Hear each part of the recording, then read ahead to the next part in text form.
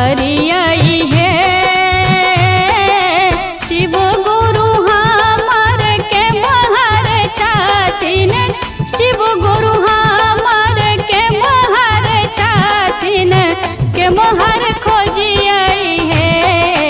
चर्चा कोना करियई है, चर्चा कोना करियई है।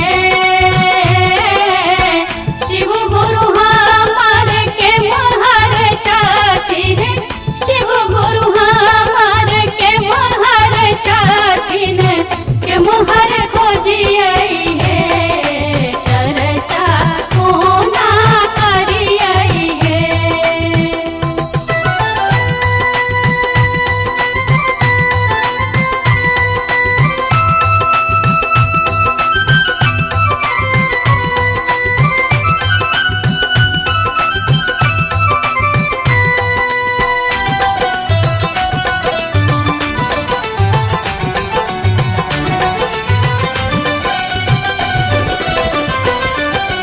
घर में खोजलियई, बाहर खोजलियई, कतहु ने पेलियई है सखिया।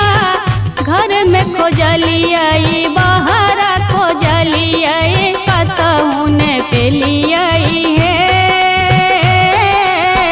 कहवा रहई छठ हमर महादेव, कहवा रहई छठ हमर महादेव, केकरा से पूछियई है। चर्चा कोना करियई है, चर्चा कोना करियई है।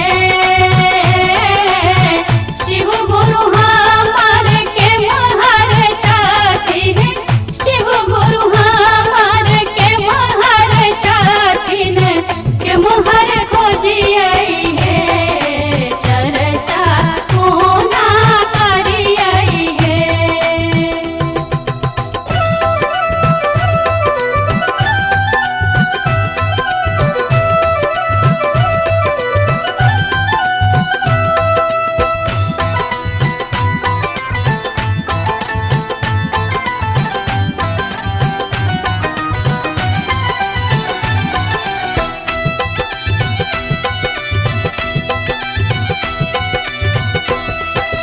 मंदिर गेलियई, घंटी बजलियई, ओतहु ने पेलियई है सखी है। मंदिर गेलियई, घंटी बजलियई, ओतहु ने पेलियई है।